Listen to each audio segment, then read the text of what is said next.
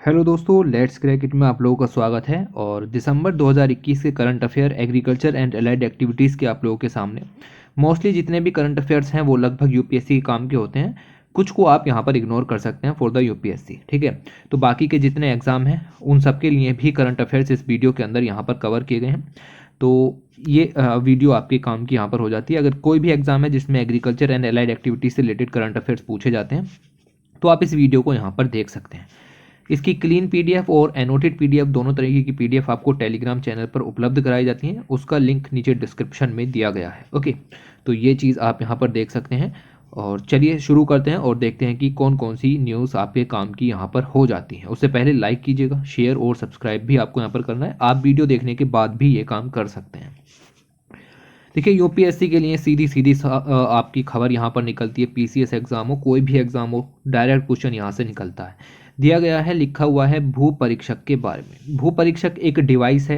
ये एक डिवाइस है जो कि सोइल की टेस्टिंग के लिए यूज़ की जाती है। It is a portable soil testing device. Okay, खूबसूरत बात तो ये है कि इट इज़ अ पोर्टेबल, ठीक है। तो आप इसको मूव भी कर सकते हो। ऐसा ज़रूरी नहीं है कि एक परमानेंट जगह पर आपको इसको फिक्स भी करना है। ओके, एक सोइल टेस्टिंग डिवाइस है, डेवलप की गई है bye IIT Kanpur. Direct question देखा गया है, देखा जाएगा मतलब, ठीक है। इस तरीके के क्वेश्चन निकलते हैं कि भू परीक्षक एक तरीके का सोइल टेस्टिंग डिवाइस है, ये किस आईआईटी के द्वारा डेवलप किया गया है, क्योंकि एक बड़ा क्वेश्चन बनता है। ओके, ये डिटेक्ट कर सकता है अबाउट द सोइल हेल्थ को डिटेक्ट करेगा। जस्ट 90 सेकंड में ये सब काम यहाँ पर हो जाएगा। और इसके लिए एक खास मोबाइल ऐप भी डेवलप किया गया है जिससे ये डिवाइस यहाँ पर ऑपरेट की जाएगी। ओके, तो इस तरीके से जितने भी आपके सोइल हेल्थ कार्ड हैं उनके लिए वेटिंग की जाती है। It attempts to do away with the lengthy process of waiting for soil health card. और उन सब के लिए भी आपका ये मोबाइल एप्लीकेशन उसके लिए वर्क कर सकता है। आपको सोइल हेल्थ कार्ड चाहिए और एक लंबी प्रोसेस से आप गुजरना नहीं चाहते तो इसके ज़रिए आप सोइल हेल्थ कार्ड भी यहाँ पर पा सकते हैं।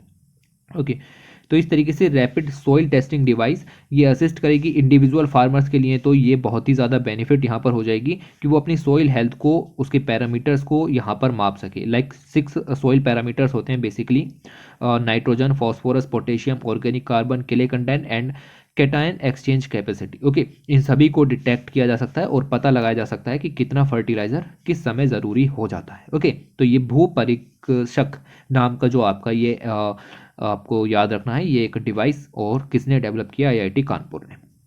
दूसरी न्यूज़ आ जाती है doctor M S Swaminathan, direct UPSC के लिए रिलेटेड, ठीक है। तो ये जो अवार्ड है doctor M S Swaminathan award, ये अवार्ड 2004 में इंस्टीट्यूट किया गया था। और ऑनर करने के लिए डॉक्टर एम एस स्वामीनाथन जो है वो बेसिकली आपके ग्रीन रेवोल्यूशन के फादर के रूप में जाने जाते हैं। उनके लिए ये अवार्ड यहाँ पर डिक्लेयर किया गया 2004 में, ठीक है। तो जितनी भी लाइफ टाइम अचीवमेंट्स हैं, आउटस्टैंडिंग कंट्रीब्यूशन है एग्रीकल्चर रिसर्च के अंदर, डेवलपमेंट के अंदर, फूड सिक्योरिटी हासिल करने के लिए एग्रीकल्चर के अंदर, ये सब उन क्षेत्रों में यहाँ पर ये अवार्ड यहाँ पर दिया जाता है। ओके, तो इस बार का जो ये अवार्ड है 7वें नंबर का doctor M S Swaminathan award है। 2017 से लेकर के 2019 के पीरियड के लिए यहाँ पर दिया गया। ओके, और ये दिया गया आपको इनको, ठीक है। इनका नाम है वी प्रवीण राव, जो कि वाइस चांसलर हैं। और आपको मिलेगा इस यूनिवर्सिटी का नाम याद रखने की जरूरत नहीं है, तेलंगाना स्टेट यूनिवर्सिटी के एक वाइस चांसलर हैं। इनको यहाँ पर यह अवार्ड दिया गया है। It is a biennial national, every 2 year पर यह अवार्ड यहाँ पर दिया जाता है। और प्रेजेंट किया गया बाई रिटायर्ड आईसीएआर एम्प्लॉइज। अब देखो, जो यूपीएससी वाले हैं वो इतना डिटेल में नहीं जाएं, ठीक है। बस इतना याद रखें कि हर 2 साल पर दिया जाता है, बाकी किसके द्वारा दिया गया ये जानने की जरूरत नहीं है। लेकिन जो छोटे एग्जाम है जो मेनली बने ही एग्रीकल्चर के लिए हैं, उनमें ये सब चीज़ें जरूरी होती हैं। 2 लाख रुपए का प्राइस भी इसके अंदर डिक्लेयर है। Okay, for is contribution. अब इन्हें क्यों मिला है? इन्हें इसलिए मिला क्योंकि इन्होंने कंट्रीब्यूशन किया in the field of agriculture research, teaching, extension and administration. इन सब में इन्होंने यहाँ पर काम किया। ओके, अगर हम बी प्रवीण राव जी की बात करें तो इंडिया और इजराइल के बीच या फिर साउथ अफ्रीका भी इसके अंदर इंक्लूड होता है। जितने भी माइक्रो इरिगेशन से रिलेटेड प्रोजेक्ट्स थे उसके लिए 13 रिसर्च इन्होंने की और 6 कंसल्टेंसी प्रोजेक्ट्स भी इन्होंने लॉन्च किए, इसलिए इनको ये अवार्ड यहाँ पर दिया गया। ओके, तो ये सारे के सारे पॉइंट आपके काम के हो जाते हैं। स्लाइड का एक भी लाइन फालतू में नहीं लिखा गया है। Okay, world cooperative monitoring report यहाँ पर रिलीज़ की गई और इसका 2021 का एडिशन रिलीज़ हुआ। इसके अंदर अगर हम देखें तो जितने भी कोऑपरेटिव सेक्टर में जुड़े हुए इंडस्ट्रीज़ हैं उन सभी को यहाँ पर अवार्ड दिए गए।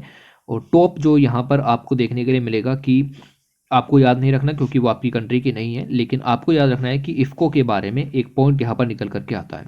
देखिए, अगर हम ओवरऑल रैंकिंग की बात करें तो 300 अगर हम कोऑपरेटिव ऑर्गेनाइजेशन की बात करें जिनको यहाँ पर रैंक किया गया, उसमें इफ़को जो है वो 60वें नंबर पर यहाँ पर आता है। इफ़को मतलब Indian farmers fertiliser cooperative limited, okay, ये 60वें नंबर पर आता है। ओके, इफ़को की रैंक 2020 में 65 नंबर थी और 2021 में रैंक जो है वो 60 हो गई। ये ओवरऑल रैंकिंग हो गई, लेकिन इसके अंदर भी कैटेगरीज होती हैं। अगर हम बात करें agriculture and food industry section के अंदर, तो आपका पूरी दुनिया में इफ़को की रैंक पहले नंबर पर आ जाती है। ठीक है, तो ये एक इस ओवरऑल रैंकिंग के अंदर कई सारे पिलर्स होंगे, उस पिलर्स में से एक है agriculture and food industry section, और उसमें हमारी जो इफ़को है उसकी रैंक यहाँ पर पहले नंबर पर है। ठीक है, तो ये पॉइंट आपको यहाँ पर ध्यान में रखना है। 2021 की जो रिपोर्ट है पब्लिश की गई by the international cooperative alliance के द्वारा, और साथ ही साथ with European research institute on cooperative and social enterprises, इनके द्वारा ये रिपोर्ट यहाँ पर रिलीज़ की गई। आप देख सकते हैं कि पहले नंबर पर इफ़को यहाँ पर आता है इंडिया के अंदर, दूसरे नंबर पर आपको मिल जाएगा Gujarat cooperative milk marketing federation, तीसरे नंबर पर जापान का जेन नाहो कोऑपरेटिव आपको मिलेगा। ओके, तो ये आपको यहाँ पर याद रखने, पहला याद रखिए, दूसरा याद रखिए, दूसरा भी इंडिया का ही है। टॉप किया है इफ़को ने। ओवरऑल रैंकिंग भी याद रखिएगा 60 है, पिछली बार 65 थी। ठीक है, तो ये चीज़ें आपको यहाँ पर याद में रखनी है। उसके बाद CIFT जो कि आपका Indian Council of agriculture Research के अंदर में आता है, इसकी फुल फॉर्म है central institute of fisheries technology, ये कोची में बेस है। ठीक है, इसको अवार्ड दिया गया है, अवार्ड दिया गया है क्योंकि इसका एक प्रोजेक्ट था जिसका नाम है future regeneration India. Okay, future refrigeration India, ये इनका प्रोजेक्ट था, और इस प्रोजेक्ट का जो नाम था पूरा वो था INDE+। ओके, INDEE+, और ये काम इन्होंने यहाँ पर किया। देखिए, जितनी भी सी फूड इंडस्ट्री है इंडिया की, उसके अंदर जितना भी फ्यूल यहाँ पर यूज़ होता है उसका ट्रांजिशन करना है, और इस ट्रांजिशन करने से मतलब है हमें एनवायरमेंटल फ्रेंडली फ्यूल की तरफ जाना है in the seafood sector, और उससे जो फूड आप देख सकते हो कि सी फूड का यूज़ करके भी आप कई तरीके के बायो जो एनर्जी है वो यहाँ पर तैयार कर सकते हो, लाइक सी वीड का यूज़ करके आप जनरेट कर सकते हो, तो उसका भी हमें यहाँ पर यूज़ करना है। ओके, तो इन सब के लिए इसको ये अवार्ड यहाँ पर दिया गया है। ओके, तो ये पॉइंट याद रखिएगा। प्रोजेक्ट जो है वो यहाँ पर कोऑर्डिनेट किया गया by Norwegian university of science and technology, तो ये प्रोजेक्ट अकेले नहीं किया इन्होंने, नॉर्वे के साथ मिलकर के प्रोजेक्ट लॉन्च किया गया है। इसके अलावा कई सारे और पार्टनर थे, लाइक IIT चेन्नई, और ये सब IISc बेंगलुरु भी आपको यहाँ पर मिलेगा। ओके, ये प्रोजेक्ट हाईलाइट किया गया जो COP26 की मीटिंग यहाँ पर हुई ग्लासगो के अंदर, वहाँ पर फ्यूचर रेफ्रिजरेशन प्रोजेक्ट यहाँ पर जो है वो हाईलाइट किया गया, और इसकी अहमियत यहाँ पर बताई गई पूरी दुनिया को। ओके, तो आपको पता करना है बस कि ये चीज़ें भी यहाँ पर चल रही हैं। उसके अलावा एक बहुत छोटी स्कीम जो कि UPSC के लिए काम की नहीं है, एग्रीवाइज फिनसर्व ने मिलकर के सेंट्रल बैंक ऑफ इंडिया के साथ को लैंडिंग पार्टनरशिप लॉन्च की है कि जो एग्रीकल्चर लोन है उनको हम यहाँ पर बांटेंगे। ठीक है, तो इनसे फार्मर्स को लाभ मिलेगा, साथ ही साथ फार्मर्स हों, एग्रीकल्चर में जुड़े हुए, एलाइड कम्युनिटी में जुड़े हुए, सिंपल, ट्रांसपेरेंट और स्पीडी मैनर में RBI ने अफोर्डेबल इंटरेस्ट रेट में लोन डिस्ट्रीब्यूशन के लिए ये एग्रीमेंट यहाँ पर साइन कराया है। ओके, उसके अलावा UPSC के लिए खास प्रीलिम्स के लिए एक न्यूज़ निकल करके आती है, लिखा हुआ है parliamentary committee agriculture present report on प्रधानमंत्री फसल बीमा योजना। अभी मैंने कुछ एक दिन पहले ही यहाँ पर आपको पढ़ा है, कुछ एक दिन नहीं कह रहा, एग्रीकल्चर की जो सीरीज चल रही है उसमें 2-3 महीने पहले यही सेम स्लाइड आपको यहाँ पर पढ़ाई थी, और इसमें एक कमेटी गठित हुई थी, उसने बताया कि प्रधानमंत्री फसल बीमा योजना में क्या क्या चुनौतियाँ आपको देखने के लिए मिलेंगी।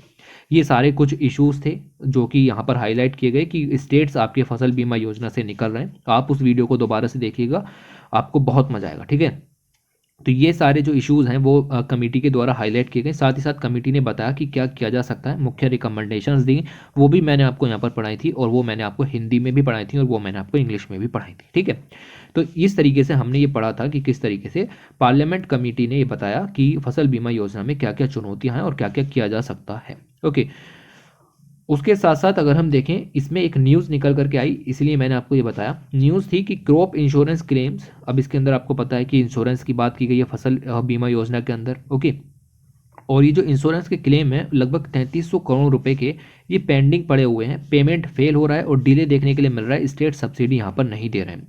जितने भी फार्मर्स हैं झारखंड, कर्नाटक, तेलंगाना, महाराष्ट्र से बिलोंग करते हैं, वहाँ पर फार्मर्स को उनके इंश्योरेंस के पैसे नहीं प्रोवाइड किए जा रहे हैं। जो भी इंश्योरेंस क्लेम वो यहाँ पर कर रहे हैं उनके अमाउंट्स पेंडिंग पड़े हुए हैं। फसल बीमा योजना ज़्यादा डिटेल में नहीं जाएंगे, और क्योंकि आपके स्टैटिक सिलेबस का पार्ट यहाँ पर क्रिएट हो चुकी है, 2016 में बनी थी, और अब इसमें काफ़ी सारे मॉडिफिकेशंस किए जा चुके हैं। ओके, और यहाँ पर आप देख सकते हैं कि और 2% खरीफ के लिए था, 1.5% राबी के लिए था और 5% जो है कमर्शियल या हॉर्टिकल्चर क्रॉप्स के लिए जो रेट्स हैं वो यहाँ पर फिक्स किए गए थे। और ये प्रीमियम जो चार्जेस थे वो यहाँ पर डिस्कस किए गए थे। ये सब जो है वो बेसिक चीज़ें यहाँ पर हो जाती हैं। ओके, ये चीज़ें आपको ध्यान में रखनी है। The government appointed insurance company select through bidding to insure farmers in a cluster of districts against crop loss. अगर क्रॉप का कोई भी लॉस होता है तो आपको इंश्योरेंस जो क्लेम है वो आप यहाँ पर कर सकते हो और आपको अमाउंट्स प्रोवाइड किए जाएंगे। अगर कोई भी वेदर इवेंट के कारण, पेस्ट अटैक के कारण या फायर के कारण आपकी फसल को नुकसान होता है तो आपको इंश्योरेंस क्लेम करना है और आपको पैसे दिए जाएंगे। ओके, बट यहाँ पर सीधे सीधे न्यूज़ दिखा रही है कि जो पैसे हैं लगभग 3300 करोड़ रुपए पेंडिंग पड़े हुए हैं और बैलेंस यहाँ पर भेजा नहीं जा रहा है। बैलेंस आधा तो सेंटर के द्वारा देना था, आधा स्टेट गवर्नमेंट के द्वारा। और अगर हम नॉर्थ ईस्टर्न स्टेट की बात करें तो 90% पैसा सेंटर के द्वारा दिया जाना था और 10% पैसा जो है वो स्टेट के द्वारा दिया जाना था, लेकिन ये दिया नहीं जा रहा है। ओके, तो ये जस्ट आप यहाँ पर याद रखें कि ये सुझाव जो हैं वो इम्प्लीमेंट करने बहुत ज़्यादा ज़रूरी है। एक बार सुझाव पढ़िए, यहाँ भी दिख रहे हैं साफ साफ वैसे तो, ठीक है, यहाँ पर भी पढ़ सकते हैं। उसके बाद अगर हम आगे बात करें तो एक एमओयू साइन हुआ है जो कि यूपीएससी के लिए बिल्कुल भी काम का नहीं है। ठीक है, एमओयू साइन हुआ है between the national medical plants board जो कि मिनिस्ट्री ऑफ आयुर्वेद के अंदर में आ जाता है, जो कि आयुष मिनिस्ट्री आपकी यहाँ पर है उसके अंदर में आ जाता है।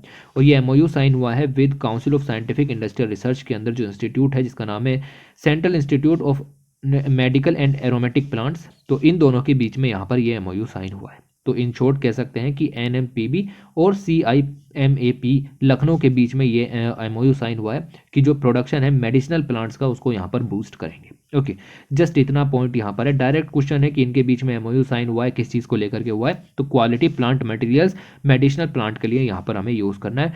यूपीएससी के लिए इंपॉर्टेंट पॉइंट निकलता है कि नेशनल मेडिकल प्लांट बोर्ड किसके अंदर में वर्क करता है, तो मिनिस्ट्री ऑफ आयुष के अंदर में वर्क करता है। डायरेक्ट पॉइंट पूछा जा सकता है।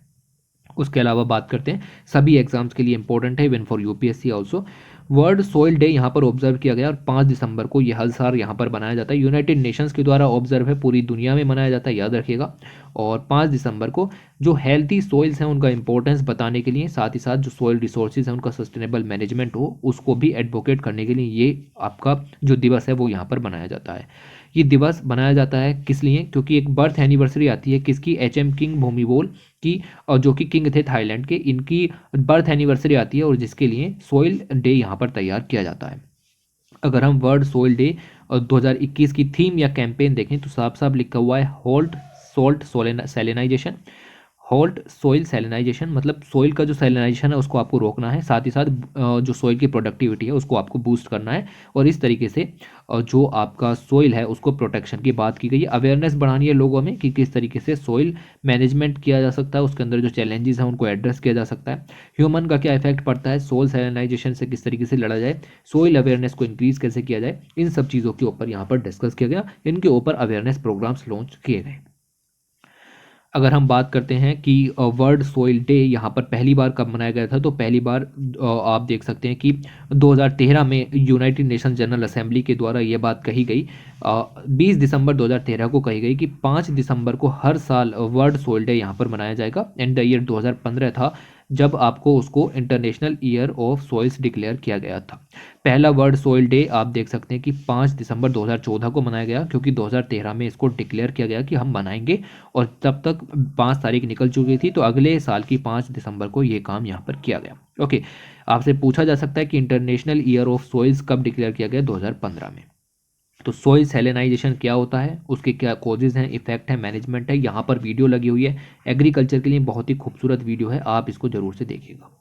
इसके अलावा अगर हम बात करें इसी के अंदर ही, तो as part of the commemoration of soil day जो आपका फूड एंड एग्रीकल्चर ऑर्गेनाइजेशन है उन्होंने एक वर्चुअल इवेंट भी यहाँ पर जो ऑर्गेनाइज किया, और जितने भी विनर्स यहाँ पर हैं जिन्होंने सोइल को बचाने के लिए कुछ किया है उनको 2 तरीके के अवार्ड यहाँ पर दिए गए। पहला अवार्ड है, लिखा हुआ है king Bhumibol world soil day award, और दूसरा है गिलिंका वर्ल्ड सोइल प्राइज। यूपीएससी में डायरेक्ट क्वेश्चन निकलता है, पीसीएस में भी देखने के लिए मिला है कि गिलिंका जो प्राइज है, वर्ल्ड प्राइज है, ये किस चीज़ से रिलेटेड है, तो सोइल के प्रोटेक्शन के लिए अगर आप काम करोगे तो आपको ये अवार्ड मिल सकता है। ओके, साथ ही साथ दूसरा अवार्ड भी कई बार पूछा गया है। तो इसके साथ साथ ये दोनों अवार्ड दिए गए और एक रिपोर्ट भी रिलीज़ की गई जिसका नाम है global state of salt affected soil, जिसके बारे में मैंने डिटेल में डिस्कस किया, क्या चैलेंजेस हैं, क्या स्टेटस है उस वीडियो के अंदर, जिसका लिंक मैंने ऊपर यहाँ पर आई कार्ड पे लगाया था। ठीक है, तो ये जो दोनों अवार्ड हैं इसकी बात करें, king Bhumibol soil world soil day award 2020 का यहाँ पर डिस्ट्रीब्यूट किया गया और ये दिया गया to Nigerian institute of soil sciences को, क्योंकि पूरी दुनिया में दिया जाना है इसलिए नाइजीरिया के इस इंस्टीट्यूट ने काफ़ी अच्छा काम किया है सोइल के को प्रोटेक्ट करने के लिए और इसको ये अवार्ड यहाँ पर दिया गया है। ओके, तो हेल्दी सोइल का क्या इंपॉर्टेंस होता है उसके बारे में इन्होंने अवेयरनेस फैलाई और कुछ रिसर्च भी यहाँ पर इन्होंने की। ठीक है, तो इसके लिए अवार्ड दिया गया। दूसरा अवार्ड दिया गया है ग्लिंका वर्ल्ड सोइल प्राइज और ये अवार्ड दिया गया है लीडिया स्टेला कोटिका को। ओके, ये एक सोइल साइंटिस्ट हैं और कॉन्गो से ये बिलोंग करती हैं, जो कि रिपब्लिक वाला कॉन्गो है वहाँ से, और इनको ये अवार्ड यहाँ पर दिया गया है।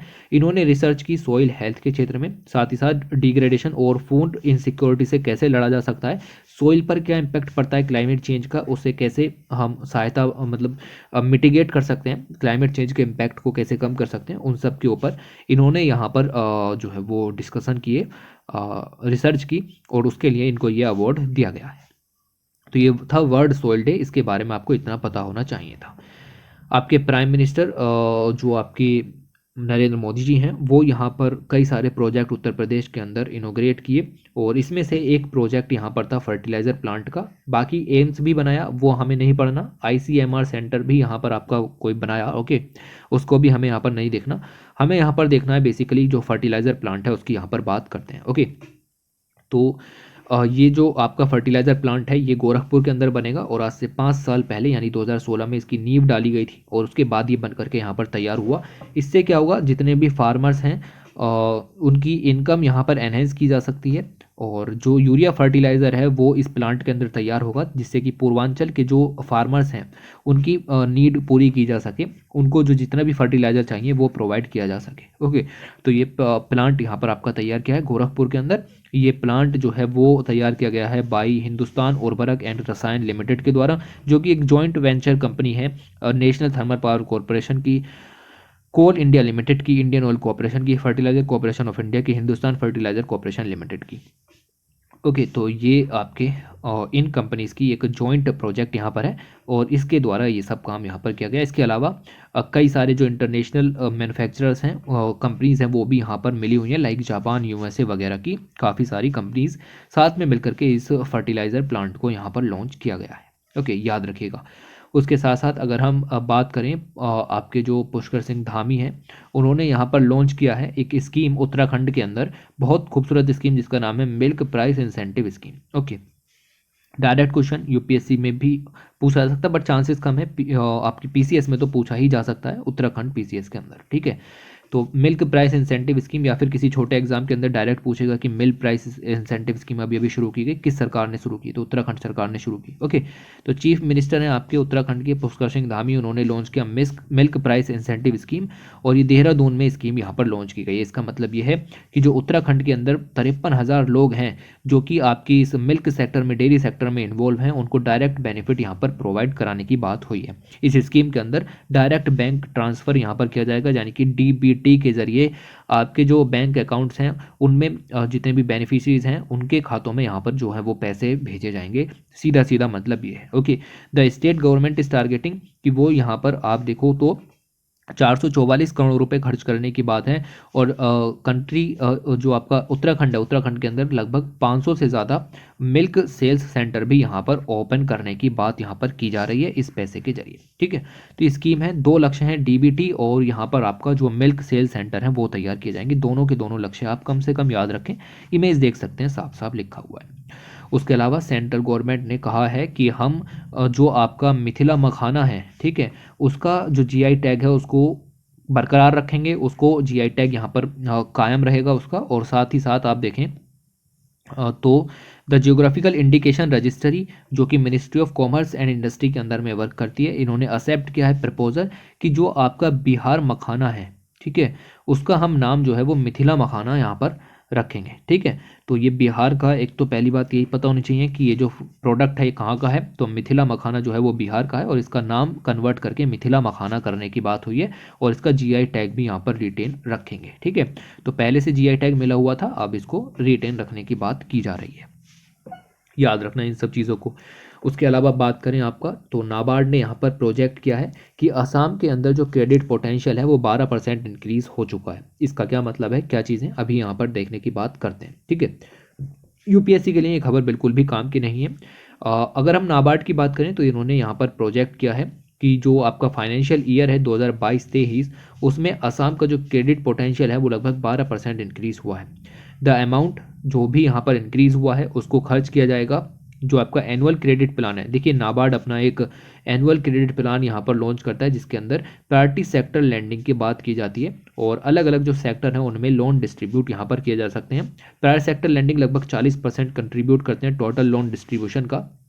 ओके, और उसमें से फिर आगे अलग अलग तरीके के डिस्ट्रीब्यूशन देखने के लिए मिलते हैं। तो उसमें से जब एनुअल क्रेडिट प्लान यहाँ पर तैयार किया गया तो पता चला कि असम को जो है वो 12% ज़्यादा यहाँ पर क्रेडिट प्रोवाइड किया जा रहा है। ओके, और इसके अंदर काफ़ी मतलब असम को काफ़ी अच्छी सुविधाएं प्रोवाइड हो सकेंगी इस 12% इंक्रीज़ के कारण। अकॉर्डिंग टू अ रिपोर्ट जिसका नाम है टाइटल, आपको मिलेगा कि स्टेट फोकस पेपर 2022-23 रिलीज़ किया गया नाबार्ड के द्वारा। इन्होंने लिखा है कि around 52% of total projected credit potential estimate हुआ है कि एग्रीकल्चर एलाइड एक्टिविटीज़ के अंदर 52% पोटेंशियल ज़्यादा है और साथ ही साथ एमएसएमई सेक्टर के अंदर भी 36% प्रोटेक्शन जो आपका पोटेंशियल है वो ज़्यादा है। ओके, तो जस्ट याद रखो कि कितना ज़्यादा इंक्रीज़ हुआ है। बहुत सारे एग्जामों के लिए ये न्यूज़ काम की भी नहीं है लेकिन एग्रीकल्चर से रिलेटेड न्यूज़ है और हम यहाँ पर कंपाइल करके पढ़ा रहे हैं, तो ये सब छोटी छोटी न्यूज़ भी काम की हो जाती हैं। ओके, ये देखिए बहुत खूबसूरत न्यूज़ निकल करके आती है कि गवर्नमेंट ने लॉन्च किया दूसरा edition of animal husbandry startup grant challenge का। ठीक है, तो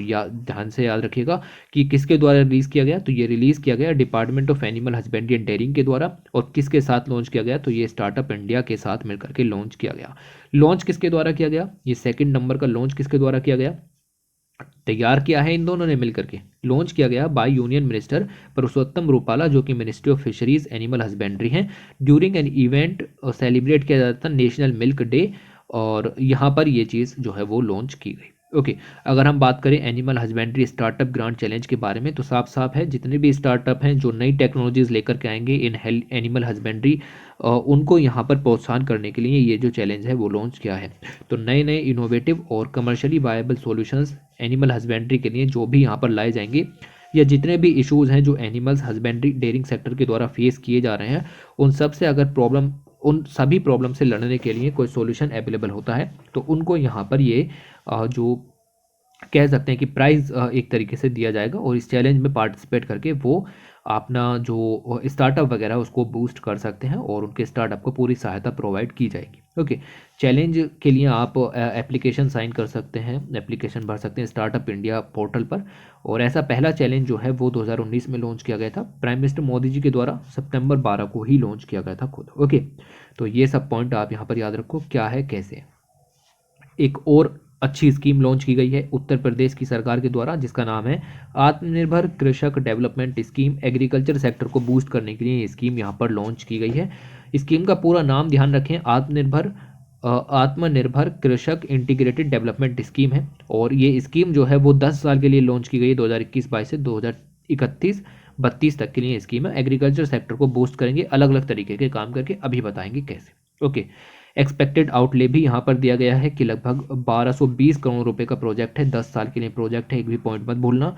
इस स्कीम के अंदर फार्मर प्रोड्यूसर ऑर्गेनाइजेशन तैयार किए जाएंगे 1475 स्टेट के अंदर। ठीक है, पूरी इंडिया में हमारा टारगेट है लगभग 10,000 के करीब फार्मर प्रोड्यूसर ऑर्गेनाइजेशन तैयार करनी है और उसमें से आपकी 1475 जो है वो उत्तर प्रदेश सरकार का लक्ष्य है कि अगले 3 साल में तैयार कर देंगे। ठीक है, तो ये सब काम यहाँ पर होंगे और it will also add to achieving the target of utilising a budget of लगभग 12,000 करोड़ रुपए का ये बजट भी एलोकेट किया है under the agriculture infrastructure fund जो कि 1 लाख करोड़ रुपए का यहाँ पर पहले था, उसमें से इतनी हेल्प भी आपको यहाँ पर प्रोवाइड की जाएगी। ठीक है, सेंटर के द्वारा। ओके, तो ये सब चीज़ें भी आपको यहाँ पर ध्यान में रखनी है। और आप देख सकते हैं कि ये चीज़ें निकल करके आई कि किसानों की आय को दोगुना करने के लिए ये चीज़ हेल्पफुल हो सकती है, और ये चीज़ें आपको यहाँ पर ध्यान में रखनी है। उसके अलावा एक और एमओयू यहाँ पर साइन हुआ, एक पैक्ट यहाँ पर हुआ। आंध्र प्रदेश ने साइन किया है किसके साथ? United Nations Food and Agriculture Organization के साथ और ICAR के साथ, यानी कि Indian Council of agriculture Research के साथ, जो एग्रीकल्चर है उसको सस्टेनेबल तरीके से बढ़ाना है। ठीक है, तो उसके लिए ये एमओयू साइन हुआ है। और जितने भी स्टेट के फार्मर्स हैं उनको ऐसी एग्रीकल्चर प्रैक्टिसेस सिखानी है जिससे हम एक सस्टेनेबल एग्रीकल्चर फूड सिस्टम की तरफ बढ़ सकें। ओके, तो आपकी जो प्रोडक्शन मैनेजमेंट की तकनीकें हैं फूड की, उसको थोड़ा सा हमें सुधारना है। ये एमओयू साइन हुआ है। इस एग्रीमेंट के ज़रिए जो आपकी स्टेट गवर्नमेंट है वो एग्रीकल्चर सेक्टर में अपनी जो कैपेसिटीज़ हैं उनको स्ट्रेथन कर सकती हैं, और पूरी मतलब यूनाइटेड नेशन एजेंसीज मिली हुई हैं। ओके, तो पूरे ग्लोबल लेवल पर भी ये चीज़ें सामने निकल करके आएंगी, और इससे जो स्टेट है वो मजबूत देखने के लिए मिलेगा। ओके, तो ये सारे पॉइंट आप यहाँ पर ध्यान में रखोगे। फिर एक रिपोर्ट यहाँ पर रिलीज़ की गई, एक एक एक एक कह सकते हैं कि एक सिस्टम यहाँ पर लॉन्च किया गया जिसका नाम है SOLAW, और फुल फॉर्म अगर हम इसकी बात करें तो ये पूरी रिपोर्ट है जो कि रिलीज़ की गई है by Food and Agriculture Organization of United Nations के द्वारा।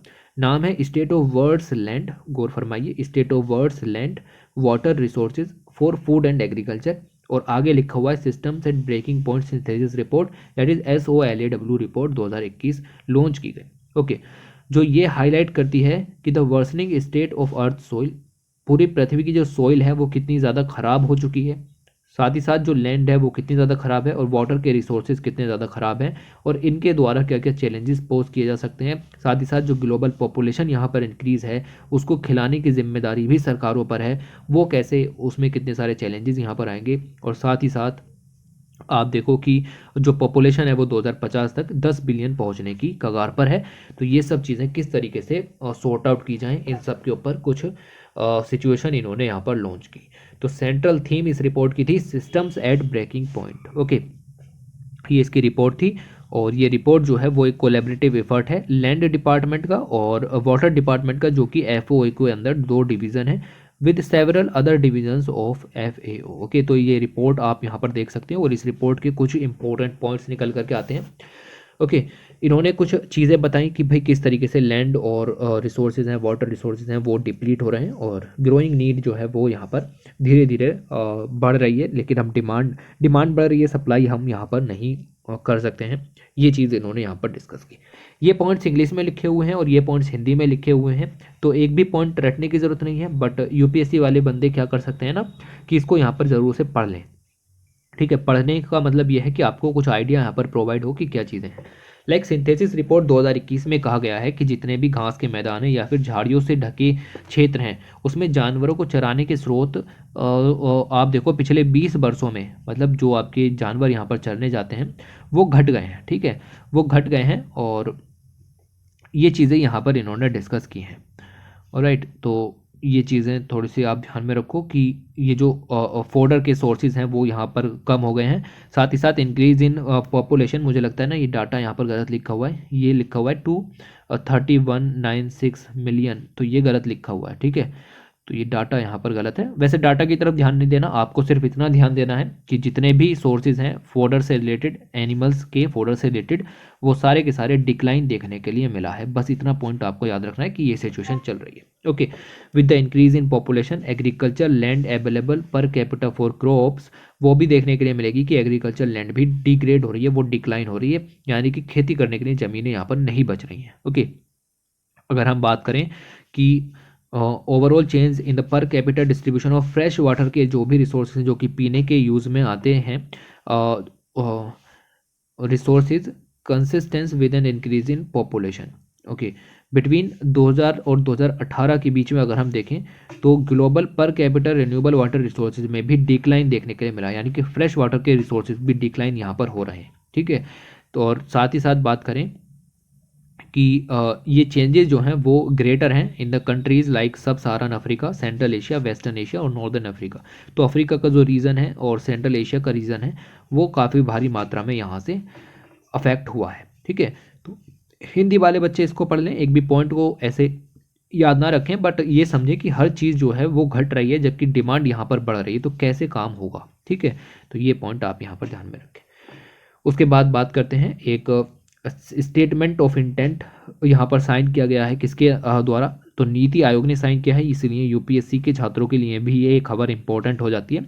और यूनाइटेड नेशंस का जो वर्ल्ड फूड प्रोग्राम है उन्होंने मिलकर के साइन किया है।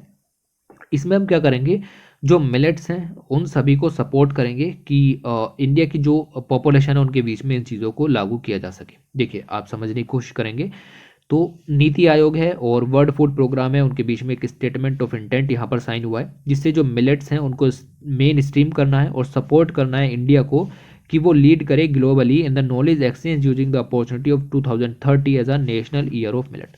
इंडिया में मिलेट्स का प्रोडक्शन भारी मात्रा में होता है, लेकिन मिलेट्स जो है वो कंजम्पशन नहीं किया जाता, और उसकी वजह से जो न्यूट्रिशनल इनसिक्योरिटी है वो यहाँ पर देखने के लिए मिल रही है इंडिया के अंदर। अब यहाँ पर जो ये स्टेटमेंट ऑफ इंटेंट साइन हुआ है ये कहता है कि 2023 जो कि इंटरनेशनल ईयर ऑफ मिलेट्स के रूप में डिक्लेयर किया गया है, उस समय इंडिया पूरी दुनिया को दिखा दे कि वो मिलेट्स के प्रोडक्शन में उनको यूज़ करने में कितना ज़्यादा आगे है। तो एक ग्लोबल लीड यहाँ पर अगर आप इंडिया कर सके, उसके लिए ये स्टेटमेंट ऑफ इंटेंट यहाँ पर साइन हुआ है। ये फोकस करता है स्ट्रेटजिक टेक्निकल कोलैबोरेशन के बीच में, और इन दोनों के बीच में कोलैबोरेशन हुआ है कि जो आपका क्लाइमेट रेजिलियंस एग्रीकल्चर है, like millet is a climate resilient agriculture, ठीक है। तो हमें इसको प्रोड्यूस करना चाहिए जिससे न्यूट्रिशनल सिक्योरिटी, साथ ही साथ क्लाइमेट का भी कुछ खतरा यहाँ पर ना हो, ठीक है। तो इस तरीके से आप यहाँ पर देखो कि ये दोनों चीज़ों में हमारी हेल्प करेगा, ओके। तो जो भी स्मॉल होल्डर फार्मर्स हैं उनकी कैपेसिटी को इम्प्रूव कर सकते हैं, क्लाइमेट चेंज है उससे हम यहाँ पर लड़ सकते हैं, और साथ ही साथ जो हमारे फूड सिस्टम है उनको भी यहाँ पर ट्रांसफॉर्म कर सकते हैं इस एमओयू के जरिए, और साथ ही साथ एक वर्ल्ड लीडर बन करके इन the field of millet production and consumption, ठीक है। तो ये सब हमें 2023 में दिखाना पड़ेगा, और इसके लिए ये स्टेटमेंट ऑफ इंटेंट यहाँ पर साइन किया गया है। उसके साथ आगे बात करें, फिर से नीति आयोग इन्वॉल्व है तो यूपीएससी के लिए काम की खबर हो जाती है। एम जो कि अटल इनोवेशन मिशन है, और दूसरा आ जाता है नीति आयोग, और तीसरा आ जाता है United Nations Capital Development Fund, okay, UNCDF। इन्होंने लॉन्च किया है पहला agriculture tech challenge cohort 2021, okay. तो आप यहाँ पर ध्यान रखें कौन कौन सी एजेंसी है, NITI Aayog, M and UNCDF, इन्होंने लॉन्च किया पहला एग्री टेक चैलेंज कोहोर्ट। जितने भी एग्रीकल्चर और टेक से रिलेटेड प्रोग्राम्स हैं या फिर प्लेटफॉर्म्स हैं, उन सभी के ज़रिए जो स्मॉल होल्डर फार्मर्स हैं एशिया में हों, अफ्रीका में हों, जिन्होंने भी पैंडमिक के दौरान कुछ चैलेंजेस को फेस आउट किया है, उन सभी की हेल्प करने के लिए ये एम यहाँ पर बनाया गया है, ठीक है। तो अब क्या है कि अफ्रीका, एशिया, ऐसी जगहों पर ऐसी टेक्नोलॉजी की ज़रूरत है, ऐसी एग्री टेक्नोलॉजी की ज़रूरत है, याद रखना, और जो कि वहाँ की जो नीड है उसके हिसाब से हो। लाइक कहीं पर आप देखेंगे कि क्लाइमेट चेंज का इम्पैक्ट ज़्यादा है, तो वहाँ पर उसी तरीके का फूड का प्रोडक्शन यहाँ पर किया जा सके, ओके।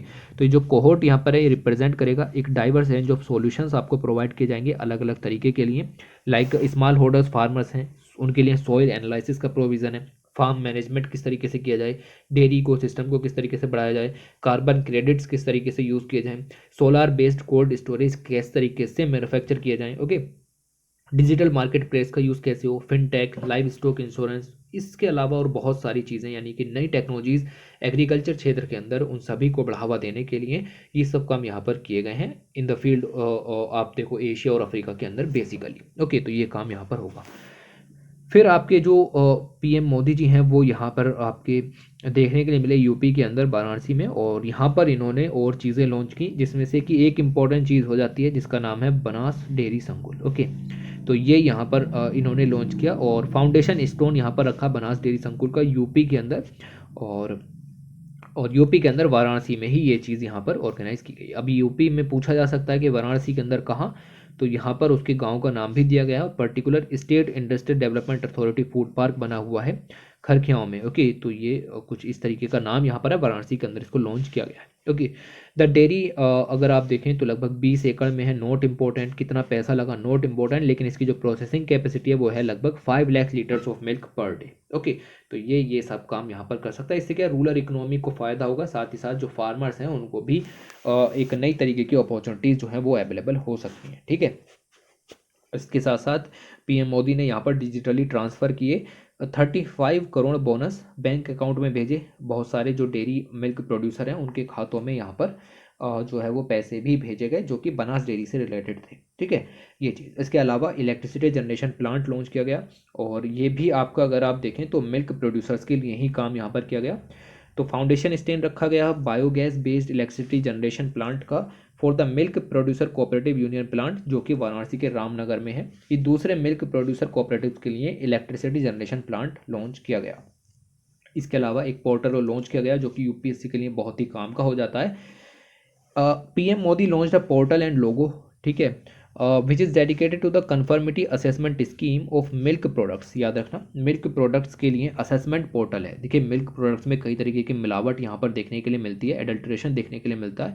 उस सभी को असेसमेंट करने के लिए ये सब काम यहाँ पर किए गए, लॉन्च किया गया है by Bureau of Indian Standards के द्वारा। अगर किसी भी मिल्क प्रोडक्ट के ऊपर आपको ये लोगो देखने के लिए मिलता है तो आप समझ जाइए वो मिल्क प्रोडक्ट बिल्कुल शुद्ध बना हुआ है, उसमें किसी भी तरीके की मिलावट यहाँ पर नहीं है। ठीक है, इसीलिए सारे पॉइंट्स इंपॉर्टेंट हो जाते हैं। किसने लॉन्च किया है? डेवलप किया गया by the bureau of Indian Standards के द्वारा with the help of national dairy development board.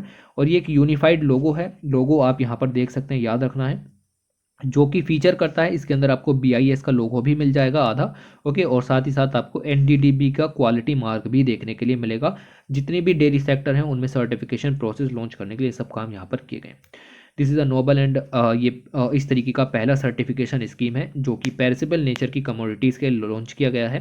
Okay, अगर आप देखें कि ये जो एक सर्टिफिकेशन आपका लगा हुआ दिखेगा, ये पेरिसेबल नेचर दिखाता है कि हाँ, जो आपका मिल्क है वो कुछ दिनों बाद सड़ जाएगा। साथ ही साथ ये आपका शॉर्ट सेल्फ लाइफ भी दिखाता है। मिल्क लगभग 2-1 दिन में ही आपका यहाँ पर ख़राब हो जाता है। गर्मियों में तो आप देख सकते हो कि 6-7 घंटे में ही यहाँ पर ख़राब हो जाता है। ओके, तो ऐसे मिल्क प्रोडक्ट्स भी होते हैं, तो उनकी जो सेल्फ लाइफ है वो काफ़ी ज़्यादा छोटी होती है। सब दिखाने के लिए ये प्रोडक्ट के ऊपर यहाँ पर लॉन्च किया गया है। As well as extensive cold chain involvement in the production supply milk and milk products, यानी कि कहीं पर भी कोई मिलावट वगैरह नहीं है। इस सब चीज़ों को देखने के लिए ये सब आपका लॉन्च किया गया है। ओके, तो पेरिसेबल नेचर है, शॉर्ट लाइफ है मिल्क, ओके, ये सब चीज़ें आप देख सकते हो कि लोगों के ज़रिए ये सब चीज़ें डिफाइन की जाएंगी।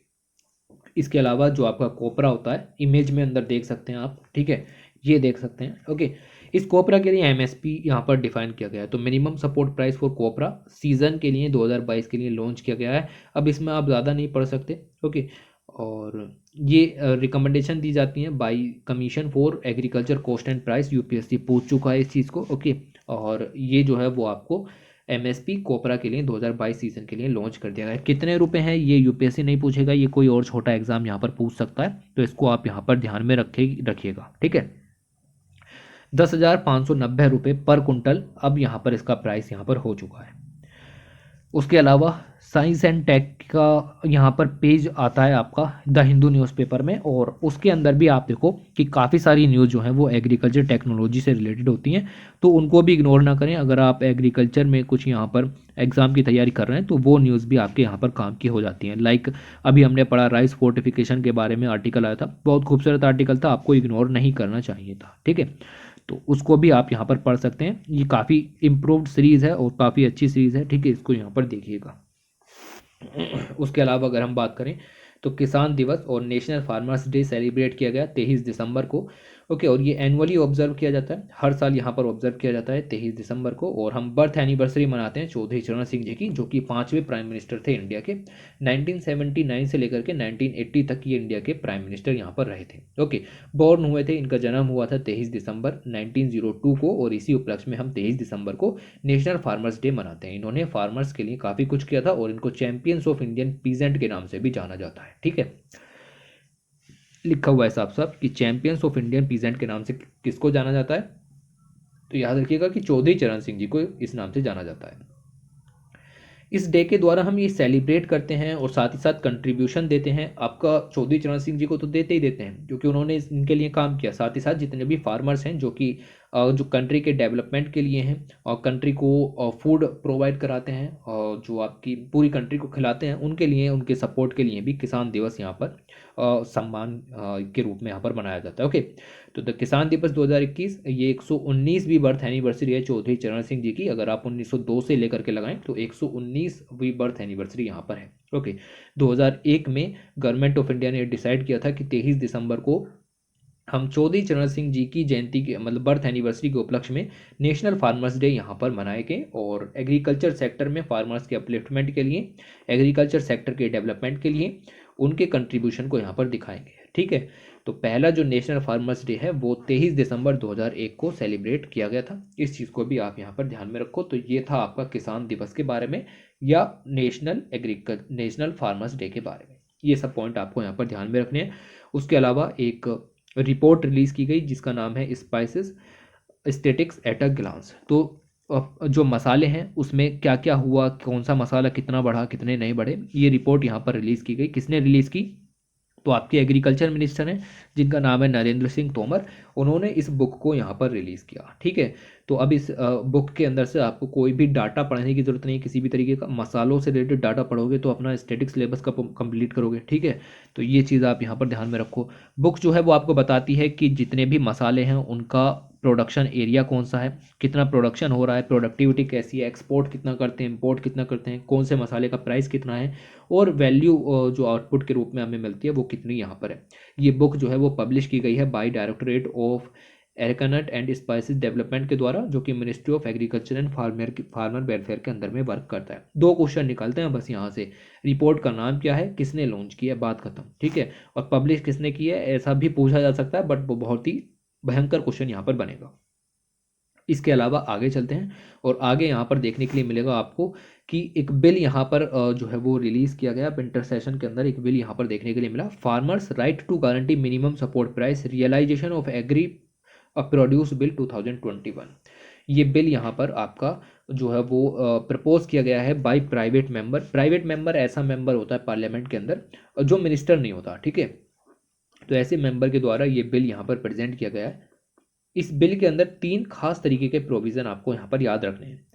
पहला प्रोविज़न यहाँ पर यह है कि 50% एश्योर्ड रिटर्न आपको मिलेगा फार्मर्स के लिए on the comprehensive cost of production of a crop. एक क्रॉप के प्रोडक्शन के कॉस्ट का 50% एश्योर्ड रिटर्न यहाँ पर फार्मर को देने की बात की गई है। ओके, तो मिनिमम सपोर्ट प्राइस के जरिए मिनिमम रिटर्न प्रोवाइड कराने की बात की गई है जो कि 50% होगा। इसके अलावा दूसरा प्रोविज़न है 1 लाख करोड़ रुपए का fund, ₹1 lakh crore fund to be compensate farmers. अगर वो अपनी फसल को, ये एक फंड तैयार किया गया है, इतना पैसा नहीं दिया जाएगा। ठीक है, कभी आप समझो 1 लाख करोड़ रुपए दिया जाएगा, ऐसा एक फंड तैयार किया है।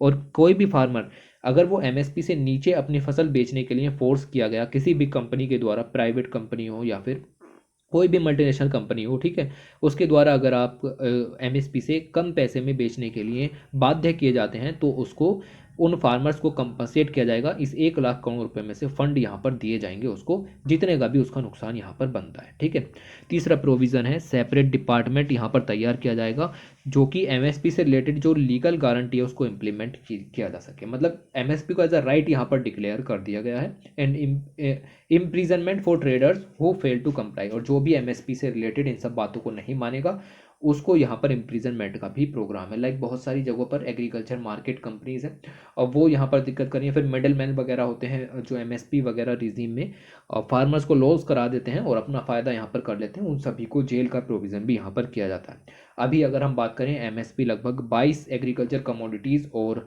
शुगर केन के लिए अलग से यहाँ पर रिलीज़ किया जाता है। और ये दोबारा से पॉइंट है कि अनाउंस किया जाता है by the commission for agriculture cost and price, ये जो कि यूपीएससी पूछ चुका है। ठीक है, तो पूरा का पूरा आर्टिकल यूपीएससी के लिए काम का था, ये आपको पता होना चाहिए था। इसके अलावा करें तो आप देख सकते हैं centre issue guideline for using drones to spray pesticide. तो पेस्टिसाइड को स्प्रे करने के लिए ड्रोन्स का यूज़ यहाँ पर किया जाता है, तो उसके लिए कुछ गाइडलाइंस होनी चाहिए ताकि इथिकल तरीके से ही काम यहाँ पर होता रहे। ओके, तो ये जो मूव यहाँ पर लिया गया सेंटर के द्वारा, ये हेल्प करेगा कि जितने भी हजार्डस केमिकल्स हैं उनका इधर उधर एक्सपोजर ना हो। ओके, और पर्टिकुलर तरीके से यूज़ किया जाए, रिस्क वगैरह को कम किया जा सके और जुडिशियस तरीके से यूजेस हो इन इंसेक्टिसाइड्स का क्रॉप्स के अंदर। ओके, तो जितने भी ऑपरेटर्स हैं जो भी ड्रोन का यूज़ यहाँ पर करेंगे उनको एक यूनिक आइडेंटिफिकेशन नंबर या फिर उनको यूनिक आइडेंटिफिकेशन नंबर एक लेना पड़ेगा अपने अनमैन्ड एयरक्राफ्ट ऑपरेटर्स के लिए। ओके, और ये सब लेना पड़ेगा इनको Director General of Civil Aviation से। तो ये पॉइंट यहाँ पर याद रखिएगा कि इनको एक नंबर भी यहाँ पर लेना पड़ेगा। साथ ही साथ लोकल अथॉरिटीज़ को भी आपको इन्फॉर्म करना है जब आप इस तरीके के पेस्टिसाइड का स्प्रे यहाँ पर कर रहे हैं ड्रोन का यूज़ करके, ताकि सारे के सारे जो प्रिकॉशंस हैं वो यहाँ पर लिए जा सकें। और स्पेशली नियर ए वाटर बॉडी अगर आपका कोई भी फील्ड है और वहाँ पर आप ये सब काम कर रहे हैं तो एक बफर जोन यहाँ पर क्रिएट किया जा सके, ताकि जहाँ पर टारगेट करना है सिर्फ वहीं पर ही स्प्रे जाए, आसपास की वाटर बॉडीज़ में यानी नॉन टारगेटेड एरियाज़ में ना जाए। ओके, तो ये चीज़ें आपको यहाँ पर समझ में आएंगी। ड्रोन्स का यूज़ हम फार्मिंग में और भी तरीके से कर सकते हैं, like field and soil planning के लिए, क्रॉप मॉनिटरिंग के लिए, क्रॉप प्रोटेक्शन के लिए कर सकते हैं, वीड पेस्ट डिजीज से लड़ने के लिए कर सकते हैं। साथ ही साथ प्रिसीजन क्रॉप स्पेयरिंग है, स्प्रेइंग है, इरिगेशन मैनेजमेंट है, लोकस्ट कंट्रोल है, इन सब का यूज़ भी हम यहाँ पर कर सकते हैं। तो इसके कुछ बेनिफिट्स भी यहाँ पर होते हैं और इसके कुछ चैलेंजेस भी यहाँ पर आपको देखने के लिए मिल जाएंगे, तो ये भी आपको पता होने चाहिए। ओके, बेनिफिट ये है कि जो मैन पावर की रिक्वायरमेंट है वो कम हो जाती है, साथ ही साथ एप्लीकेशन का टाइम भी रिड्यूस होता है, साथ ही साथ वाटर जो यहाँ पर लगता है वो भी कम लगता है, और क्वांटिटी ऑफ केमिकल्स भी यहाँ पर कम लगती है। ठीक है, क्योंकि टारगेटेड तरीके से काम यहाँ पर होता है और इफ़िकेसी भी यहाँ पर बढ़ जाती है, इफ़िशियंसी भी यहाँ पर बढ़ जाती है। जितना पेस्टिसाइड आप लगाओगे सिर्फ उतना ही काम में आ जाएगा। ओके, उसके बाद चैलेंजेस हैं लाइक रेगुलेटरी फ्रेमवर्क हैं और यही सब चीज़ें निकल के आई कि रिस्क भी ज़्यादा है, अगर सही से काम नहीं किया गया तो फिर बेनिफिट्स कम देखने के लिए मिलेंगे और परेशानियाँ ज़्यादा हो जाएंगी। ठीक है, तो ये चीज़ें भी आपको यहाँ पर पता होनी चाहिए। उसके अलावा सेंटर ने यहाँ पर अपनी गाइडलाइंस रिवाइज की हैं कोअर्स ग्रेन के लिए। जो मोटे अनाज होते हैं उनके प्रोक्योरमेंट का जो पीरियड है, जब उनका प्रोक्योर किया जाता है उसके 3 महीने के बाद उसका डिस्ट्रीब्यूशन किया जाता था यहाँ पर। ठीक है, प्रीवियसली बात कर रहा हूँ मैं, तो 3 महीने के अंदर प्रोक्योरमेंट के बाद 3 महीने के अंदर उसका डिस्ट्रीब्यूशन यहाँ पर किया जाना था। तो सेंटर ने नई गाइडलाइंस यहाँ पर निकाली है। इन्होंने कहा है कि अब 3 महीने ज़रूरी नहीं है 3 महीने के अंदर ही किया जाए, आप 6 और 7 महीने के अंदर तक डिस्ट्रीब्यूशन कर सकते हो, ताकि प्रोक्योरमेंट और कंजम्पशन के लिए आसानी से टाइम अवेलेबल हो जाए। ठीक है, तो ज्वार, रागी, बारले, बाजरा, मिलेट्स, ये सब ऐसे हैं जिनके लिए ये सब काम यहाँ पर किया गया है। स्पेशली अगर आप देखें पर्टिकुलर याद रखना चाहते हैं तो ज्वार के लिए 6 महीने तक इसको बढ़ा दिया है और रागी के लिए इसको 7 महीने यहाँ पर कर दिया है। ठीक है, बढ़ा करके। तो इतना सब यहाँ पर किया गया किस लिए, ताकि प्रोक्योरमेंट जो पीरियड है उसमें आसानी हो सके और फिर डिस्ट्रीब्यूशन पीरियड भी आपका यहाँ पर बड़ा हो जाए। ओके, तो ये सब काम यहाँ पर आपको देखने के लिए मिलेगा। प्रोक्योरमेंट, एलोकेशन, डिस्ट्रीब्यूशन, डिस्पोजल, सभी चीज़ों में आसानी इन सुविधाओं से यहाँ पर होने वाली है। ओके, तो coarse cereals are a broad sub group of kharif crops, और इसके अंदर में आपका मेज, कॉर्न, बार्ले, ज्वार, बाजरा, रागी, ये सब चीज़ें यहाँ पर आ जाती हैं। उसके बाद आगे चलें तो एक कह सकते हैं कि इंसेक्ट देखने के लिए मिला है। इन्वेजिव इंसेक्ट है जो कि आपको मिलेगा कि चिली की जो यहाँ पर फसलें हैं उनको यहाँ पर नुकसान पहुँचा रहा है, और स्पेशली तेलंगाना और आंध्र प्रदेश के रीजन्स में इस वायरस का और इस इंसेक्ट का खतरा आपको ज़्यादा देखने के लिए मिल रहा है। ठीक है, इसका नाम ऊपर हेडिंग में लिखा हुआ है, इसका नाम है थ्रिप्स पार्विस्पिनियस। ओके, तो ये ऐसा नाम है, पूछा भी जा सकता है और नहीं भी पूछा जा सकता। ठीक है, तो इन्वेजिव इंसेक्ट है, रैपिडली स्प्रेड हो रहा है, अफेक्ट कर रहा है चिली की क्रॉप्स को। ओके, और लगभग 9 लाख एकड़ का एरिया अब तक यहाँ पर ख़त्म हो चुका है। इंडोनेशिया में फाउंड हुआ था 2015 में, और तब से लेके ये आपको देखने के लिए मिलेगा कि इस तरीके से ये इम्पैक्ट कर रहा है। स्पेशली याद रखना रीजन आंध्र प्रदेश और तेलंगाना वाला। उसके बाद जो आपके ट्राइबल मिनिस्टर हैं जिनका नाम है अर्जुन मुंडा, इन्होंने बहुत सारे प्रोजेक्ट्स लॉन्च किए, और ये प्रोजेक्ट जो हैं वो आपके tribal cooperative marketing development federation of India यानी ट्राइफेड के द्वारा यहाँ पर एसोसिएटेड थे, और ट्राइफेड ने यूनिसेफ के साथ मिलकर के इन सब प्रोजेक्ट्स को डेवलप किया था, और ये सारे प्रोजेक्ट्स अर्जुन मुंडा जी के द्वारा यहाँ पर रिलीज़ किए गए। इससे क्या है कि एक ट्राइबल संवाद जो है वो यहाँ पर बढ़ाया जा सकता है, तो ट्राइबल्स के लिए ये सब काम यहाँ पर किया जा सकता है। इन्होंने यहाँ पर लॉन्च किया ट्राइफेड वन धन, एक क्रॉनिकल है, ये एक तरीके का जर्नल डॉक्यूमेंट्स यहाँ पर है जो कि ट्राइबल ग्रेट और एक्सपर्टीज़ के ऊपर यहाँ पर है। ओके, तो ऐसा सब काम यहाँ पर किया गया, ये लॉन्च किया गया, और इन सब क्रॉनिकल डॉक्यूमेंट्स के ज़रिए जो भी ट्राइबल्स एंटरप्राइजेस के लिए प्रमोशन के लिए वर्क किया गया है वो सारा का सारा वर्क इन डॉक्यूमेंट्स के अंदर में दिखाया जाएगा, और जितने भी ट्राइबल एंटरप्रेन्योरशिप हैं उनकी जितनी भी अचीवमेंट्स हैं उनको सबको कंपाइल करके डॉक्यूमेंट रिलीज़ किए गए, ताकि ये बताया जा सके कि इनके जो ट्राइबल्स हैं उनके लिए भी यहाँ पर क्या क्या किया जा रहा है। ठीक है, तो क्रॉनिकल्स ये बताता है कि कौन कौन सी एक्टिविटीज़ यहाँ पर ली गई और ट्राइफेड के द्वारा ली गई, और MSP है आपका, मिनिमम सपोर्ट प्राइस प्रोवाइड किया जा रहा है। साथ ही साथ जो आपके वंदन विकास केंद्र हैं वो सब यहाँ पर क्या रोल कर रहे हैं, उन सब से रिलेटेड सारी जो बातें हैं वो इसके अंदर कंपाइल करके जनता को बेसिकली बताने के लिए सब काम यहाँ पर किया गया। ओके, इसके अलावा और बहुत सारे प्रोग्राम्स हैं, लाइक एक MIS पोर्टल यहाँ पर ओपन किया गया। साथ ही साथ जो 14 हनी फार्मर प्रोड्यूसर ऑर्गेनाइजेशंस हैं स्पेशली फॉर हनी, उनको यहाँ पर ओपन करने की बात की गई है।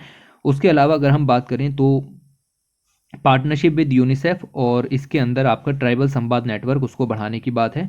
और ट्राइबल संवाद नेटवर्क एक तरीके से एक पोर्टल होगा जिसको लॉन्च यहाँ पर किया जाएगा बाय यूनिसेफ और ट्राइफेड। ओके, ये याद रखिएगा। इसके अलावा अगर आप देखें तो जो वीडियोज़ हैं, प्रमोशनल वीडियोज़ ट्राइब्स के लिए, उनको भी यहाँ पर जो है वो लॉन्च किया गया है। रिसर्च रिपोर्ट्स लॉन्च की गई, और साथ ही साथ एक रिपोर्ट भी रिवील की गई जिसका नाम है tribal livelihood from sustenance to sustainability. ठीक है, तो ये सब कुछ रिपोर्ट यहाँ पर हुई, इनको डिटेल में यहाँ पर पढ़िएगा बिल्कुल। ये रही स्लाइड और ये रही हिंदी में स्लाइड, इसलिए मैं इसको डिटेल में नहीं करा रहा, आपको इसको खुद ही यहाँ पर पढ़ना है। ये इस तरीके से आपका यहाँ पर आर्टिकल पूरा होता है। इसके बाद एग्रीकल्चर फोटोवोल्टिक में एक यहाँ पर आपको देखने के लिए मिला कि तरक्की यहाँ पर हुई, और इसके अंदर आप ये इमेज देख सकते हैं। ये है आपका कोचीन इंटरनेशनल एयरपोर्ट लिमिटेड, और इसने यहाँ पर डेवलप किया है एक large scale agri photovoltaic farming. इस तरीके से जो आपकी सोलार फोटोवोल्टिक है उनका यूज़ करके फार्मिंग जो मेथड है उनको अपनाना, इसको कहते हैं आपका एग्री वोल्टिक फार्मिंग। ठीक है, तो एग्री वोल्टिक फार्मिंग एक मिक्स्ड सिस्टम है जिसमें हम सोलार एनर्जी का प्रोडक्शन भी करते हैं, साथ ही साथ सोलर पैनल्स लगा करके और अपना जो एरिया है प्रोडक्शन का उस पर अपनी एग्रीकल्चर भी यहाँ पर करते हैं। ये एक इवॉल्विंग प्रैक्टिस है सस्टेनेबल डेवलपमेंट की, और इस तरीके से फूड एंड एनर्जी दोनों की रिक्वायरमेंट पूरी की जा सकती है। ओके, तो फोटोवोल्टिक जो मॉड्यूल्स हैं वो इंस्टॉल किए जाते हैं आपके इन फोटोवोल्टिक सिस्टम्स, और इनको आपका इंस्टॉल कर दिया जाता है जैसा कि आप इमेज के अंदर देख रहे हैं। ओके, तो इस तरीके से यहाँ पर काम आप कर सकते हैं, और ये एक बहुत ही अच्छा सिस्टम है, एक सस्टेनेबल सिस्टम है जिससे आपको फूड और एनर्जी दोनों प्रोवाइड हो जाएंगी इन सेम फील्ड। ठीक है, ये चीज़ है। उसके बाद असम के अंदर जितने भी एग्रीकल्चर आपके फाइनेंशियल जो कह सकते हैं कि प्रोवाइडर हैं, फाइनेंशियल सर्विसेज प्रोवाइडर हैं, लाइक बैंक हो सकता है या फिर कोई भी वैल्यू चेन फाइनेंशियरी हो सकता है, इंश्योरेंस कंपनीज हो सकती हैं, वो आपके अलग अलग तरीके के नए नए इनोवेशंस लाते रहते हैं या फिर स्किल प्रोजेक्ट्स यहाँ पर लाते रहते हैं। तो वो प्रोजेक्ट्स कैसे हैं उन सभी को यहाँ पर जो है वो वेरीफाई करने के लिए, कंसेप्चुलेट करने के लिए, या फिर मैं कहूँ चेक करने के लिए ये एक प्रोग्राम यहाँ पर लाया गया है असम के सरकार के द्वारा, जिसका नाम है XAMAHAR। ठीक है, तो ये नाम भी यहाँ पर पूछा जा सकता है, बट नाम से ज़्यादा इम्पोर्टेंट ये है कि इसके अंदर है क्या। ठीक है, ऐसा पहला प्रोजेक्ट है जो कि फंड किया जाएगा by that has been conceptualized by the Assam Agriculture Agri Businesses and Rural Transformation Project के द्वारा ये यहाँ पर कंसेप्चुलाइज किया जा रहा है। वर्ल्ड बैंक इसको यहाँ पर फाइनेंस कर रहा है असम की सरकार के अंदर। फंड जो है वो सपोर्ट करेगा कि जितने भी इनोवेशंस हैं या फिर अप स्केलिंग और नए नए इनोवेशन जो निकल कर के आ रहे हैं फाइनेंशियल सर्विस प्रोवाइडर्स के द्वारा, उन सभी की टेस्टिंग यहाँ पर की जाएगी इस के ज़रिए। ओके, तो दिस इन टर्न ये हेल्प करेगा कि जो एक्सेस है वो यहाँ पर फाइनेंशियल सर्विसेज की जो बेनिफिशरीज हैं आपके एग्री बिजनेस सेक्टर में उनको मिल पा रही है या नहीं मिल पा रही है, कितना योगदान है, क्या सिग्निफिकेंस है, वो चीज़ें भी यहाँ पर देखी जाएंगी। ओके, तो फंड ये आपका हेल्प करेगा with supporting innovative approaches to deliver financial services, और इससे जो स्टेट का एग्री बिजनेस सेक्टर है उसको बढ़ाने में मदद यहाँ पर मिलेगी। ओके, तो इस तरीके के काम असम की सरकार के अंदर किए जा रहे हैं। WTO के अंदर ऑस्ट्रेलिया, ब्राज़ील और ग्वाटेमाला जैसी कंट्रीज़ ने हमारी शिकायत की है। इन्होंने कहा है कि इंडिया अपनी डोमेस्टिक सपोर्ट को बहुत ज़्यादा दे रहा है, साथ ही साथ शुगर केन का जो प्रोडक्शन है उसके लिए शुगर केन प्रोड्यूसर्स जितने भी हैं, तो इंडिया वहाँ पर सबसे ज़्यादा सपोर्ट प्रोवाइड करा रहा है, जिससे कि हमारी जो कंट्री है यानी ऑस्ट्रेलिया है, ब्राज़ील है, ग्वाटेमाला है, वहाँ पर नुकसान पहुँच रहा है। ओके, तो WTO dispute panel rules against India's sugar export subsidies. तो शुगर एक्सपोर्ट की जो भी सब्सिडीज़ यहाँ पर हैं जो प्रोवाइड की जा रही हैं भारत सरकार के द्वारा शुगर केन प्रोड्यूसर्स को, उससे जो हैं वो आपके एक्सपोर्ट्स हर्ट हो रहे हैं, देखने के लिए मिलेगा ऑस्ट्रेलिया, ब्राज़ील, ग्वाटेमाला के। ओके, तो ये शिकायतें यहाँ पर चलती रहती हैं। ऐसे ही फ़िश के बारे में भी यहाँ पर जो है वो शिकायत होती है। सब शिकायतें जितनी भी होती हैं ये अंडर एग्रीमेंट ऑन एग्रीकल्चर होती हैं। ओके, AOA ये एक बहुत ही इंपॉर्टेंट एग्रीमेंट है जो कि WTO के अंदर आपको देखने के लिए मिलेगा। ओके, तो इस तरीके से जो इंडिया जो प्रोवाइड करा रहा है आपकी एक्सपोर्ट सब्सिडी शुगर मिल्स को, उनको बंद करने के लिए ये गुहार लगाई थी ऑस्ट्रेलिया ब्राज़ील ने, जो कि अच्छे खासे शुगर केन का प्रोडक्शन करते हैं ब्राज़ील, आपको पता है, ठीक है। तो इस तरीके से काम चलता है। साथ ही साथ यहाँ पर आप देखें तो अभी क्या है कि प्रेजेंटली अगर हम बात करें तो food safety and standards regulation जो आपकी अथॉरिटी है FSSAI है, उसने कहा है कि अगर आपके फूड आइटम के अंदर कोई भी कंटेंट है उसमें 5% से कम मिला हुआ है, ठीक है, तो आपको उसको डिक्लेयर कर सकते हो अगर आपका मन है, और अगर आपका मन है तो आप डिक्लेयर ना भी करें तो भी चलेगा, ठीक है। तो अगर 5% से कम है तो डिक्लेरेशन जो है वो करना ज़रूरी नहीं है, एग्जाम्प्ट किया गया है, आप चाहो डिक्लेयर कर सकते हो, ना चाहो मत करो। लेकिन अब दिल्ली हाई कोर्ट का ये डिसीजन आया है कि जितने भी मैन्युफैक्चरर्स हैं जो भी फूड आर्टिकल यहाँ पर बनाते हैं, वहाँ पर जितने भी इंग्रेडिएंट फूड आर्टिकल के अंदर हैं उन सभी की कंप्लीट लिस्ट डिस्क्लोज करनी पड़ेगी, ठीक है। तो ये चीज़ यहाँ पर बताई कि पब्लिक की सेफ्टी के लिए ज़रूरी है कि वो क्या यहाँ पर खा रहे हैं। हाई कोर्ट ने यहाँ पर ऑब्जर्व किया कि this leads to decide by such food business operators, कि वो पता नहीं खाने में क्या क्या चीज़ें कौन कौन से इंग्रेडिएंट हैं ये सब पता होना चाहिए, और जो कि आपके पता चलेगा कि कुछ शाकाहारी लोग होते हैं उनको भी यहाँ पर कभी इस तरीके की चीज़ें देखने के लिए मिले, ओके। तो ये शाकाहारी, मांसाहारी, वेजिटेरियनिज्म, ओके, ये सब चीज़ें यहाँ पर सामने आती हैं निकल करके जब इस तरीके की बातें हों। आपको लिमिटेड चीज़ें याद रखनी। उसके बाद कैबिनेट ने अप्रूव किया है कि जो प्रधानमंत्री कृषि सिंचाई योजना है 2015 से यहाँ पर चली हुई आ रही है, ओके, 2015 से आप देख सकते हैं, इसको बढ़ा दिया है, अब 2026 तक ये यहाँ पर चलेगी। और ये एक अम्ब्रेला स्कीम है, इसके अंदर बेसिकली आप देखो इसके कुछ ऑब्जेक्टिव्स हैं, इसके 4 ऑब्जेक्टिव के साथ इसको यहाँ पर लॉन्च किया गया था, जिसमें पहला ऑब्जेक्टिव है achieve convergence of investment in irrigation, expand cultivable area under assured irrigation, farm use efficiency per drop more crop, enhance recharge of aquifers, okay. अभी और क्लियर करेंगे इसको, यहाँ पर 2015 में लॉन्च की गई थी और अब 2026 तक इसको यहाँ पर बढ़ा दी गई है, इसके टारगेट्स भी यहाँ पर चेंज किए गए हैं, ओके। तो यहाँ पर आप देख सकते हैं कि ये जो कंपोनेंट इधर की साइड में लिखे हुए हैं ये आपकी कृषि सिंचाई योजना के नए कंपोनेंट हैं। इसके अंदर एक कंपोनेंट और यहाँ पर जोड़ा गया था जो कि आपका है पर ड्रॉप मोर क्रॉप, ठीक है, पर ड्रॉप मोर क्रॉप का कंपोनेंट यहाँ पर था, उसको यहाँ पर नहीं इंक्लूड किया गया।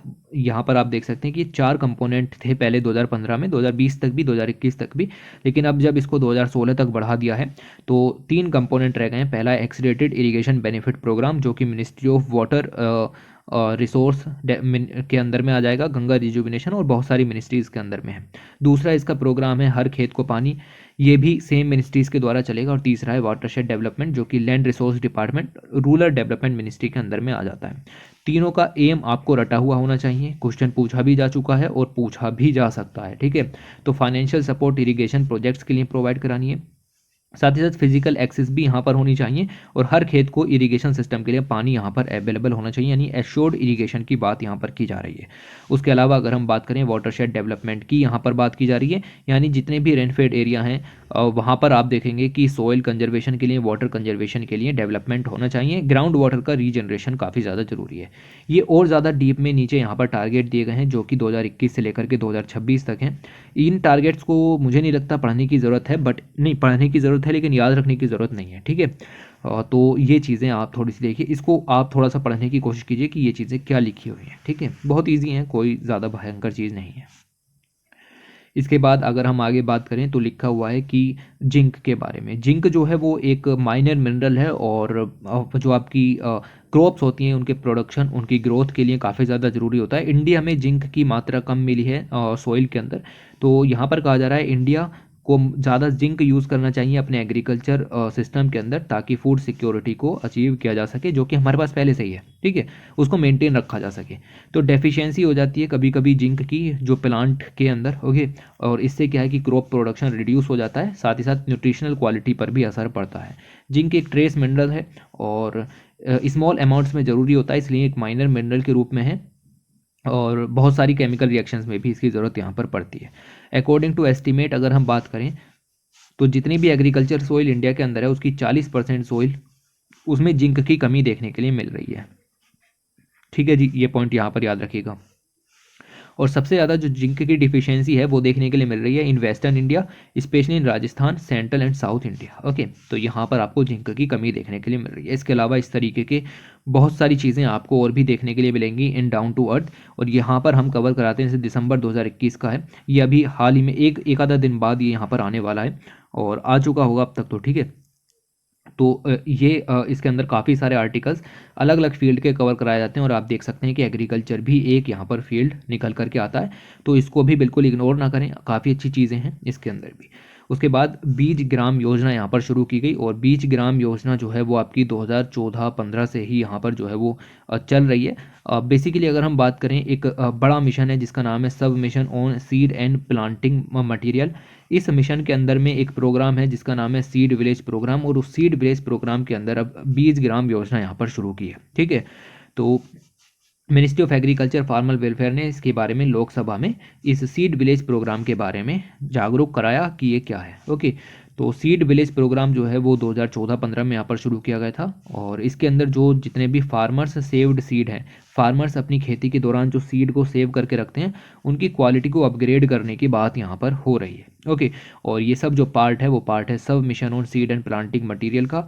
ये मिशन प्रमोट करता है प्रोडक्शन को, साथ ही साथ जो क्वालिटी सीड्स एग्रीकल्चर के अंदर यूज़ किए जाएँ, ताकि जो क्रॉप है उसकी प्रोडक्टिविटी अच्छी हो, और यहाँ पर कह सकते हैं कि जो क्वांटिटी है सीड्स की, so that the quantity required quantity of seed वो भी अवेलेबल कराई जा सके फार्मर्स को। ओके, तो ये कुछ और कंपोनेंट हैं सब mission on seed and planting material के, जिसका अर्थ आपको पता चलेगा कि सीड की प्रोसेसिंग है, सीड का स्टोरेज है, गोडाउंस वगैरह हैं, ग्राम पंचायत लेवल पर ही एस्टेब्लिश करना है, साथ ही सीड रिजर्व तैयार करना है, नेशनल लेवल पर बूस्ट करना है सीड का प्रोडक्शन प्राइवेट सेक्टर में, और साथ ही साथ स्ट्रेथन करना है क्वालिटी कंट्रोल इंफ्रास्ट्रक्चर फैसिलिटीज़ जहाँ पर आप सीड्स को स्टोर कर सको, ठीक है।